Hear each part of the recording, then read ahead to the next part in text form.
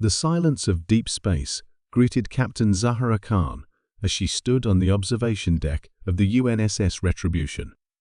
Her dark eyes reflected the distant stars that once represented hope but now symbolized humanity's burning desire for justice. 3 decades had passed since the Galactic Council had branded humans as quarantined primitives and forcibly confined them to the Sol system.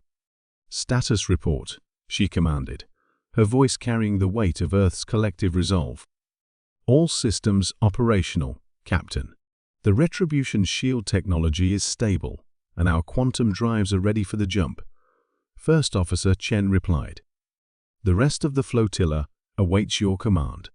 Behind the Retribution, 12 warships of the newly formed Terran Empire hovered in formation. Each vessel represented years of clandestine technological advancement that would have been impossible had the Council truly understood human ingenuity when faced with constraints. The exile had been brutal. Council peacekeepers had established a blockade around the Sol system, destroying any human vessel that attempted to venture beyond Pluto's orbit. Their reasoning had been simple yet devastating. Humans were deemed inherently destructive and evolutionarily unfit for integration into the greater galactic community.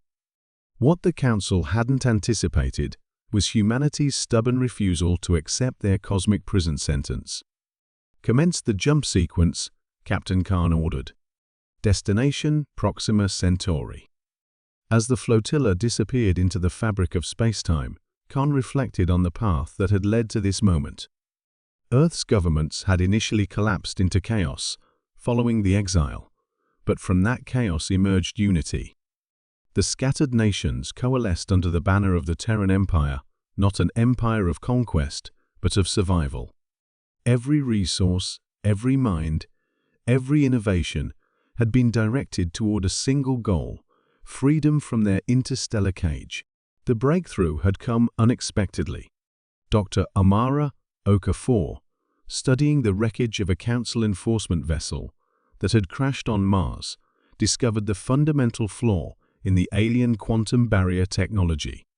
The Council's shields operated on principles that presumed matter followed universal constants that, as Dr. Okafor proved, could be temporarily altered under specific conditions.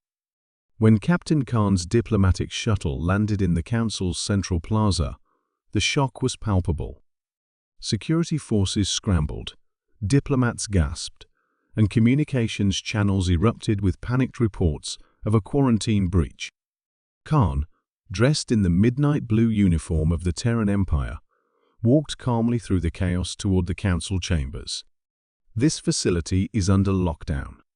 Humans are restricted species," a Vega security officer shouted, raising an energy weapon. Khan didn't flinch.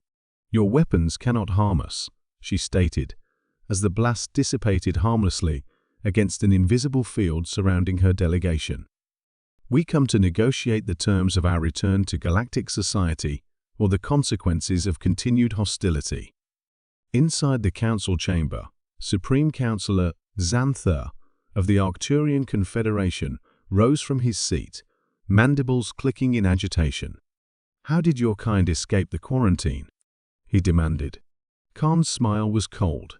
"The same way we've established colonies on 17 worlds beyond Sol, developed energy technology that renders your weapons obsolete, and built a fleet of 300 warships currently holding position outside this system.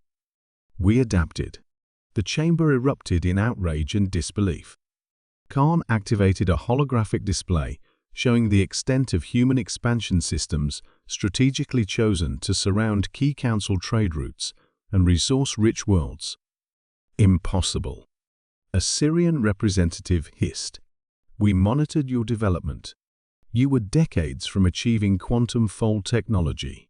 "You monitored what we wanted you to see," Khan replied. "While your observers documented our apparent struggles, we built an empire in the shadows of your arrogance." Supreme Counselor Xanthar's compound eyes narrowed. "What do you want, human?" "Recognition of the Terran Empire as a sovereign power reparations for 30 years of illegal confinement, and the immediate dismantling of all barrier technology around Sol. Khan stated, "In exchange, we will share our advancements in clean energy production and medical technology." "And if we refuse?" another councillor asked. Khan's expression remained impassive. "Then we will demonstrate why isolating a species known for their resourcefulness and determination was your gravest miscalculation." As if on cue, the chamber's lights flickered briefly, a subtle demonstration of the Terran ship's ability to interfere with the planet's power grid from orbit. 3 days of tense negotiations followed. The Council, faced with evidence of human technological superiority in key areas, reluctantly conceded to most of Khan's demands.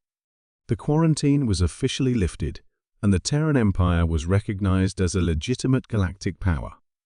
As Khan prepared to depart Deneb, IV Supreme Councillor Xanthar approached her privately.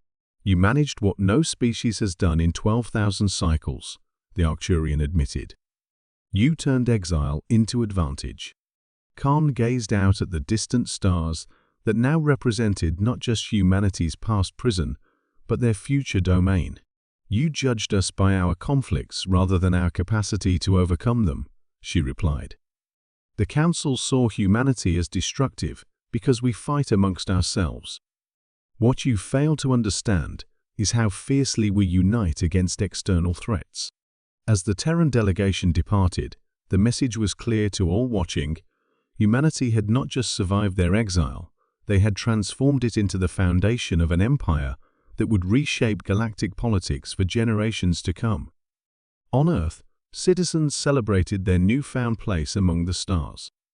But in the quiet chambers of the Terran Strategic Command, planning continued. Humanity had learned a harsh lesson about trust in the galactic community, and though peace had been achieved, the capacity for vengeance remained a silent warning to any who might consider challenging the species that had turned isolation into empire. For as Captain Khan had told the Council before departing, exile taught us self-reliance.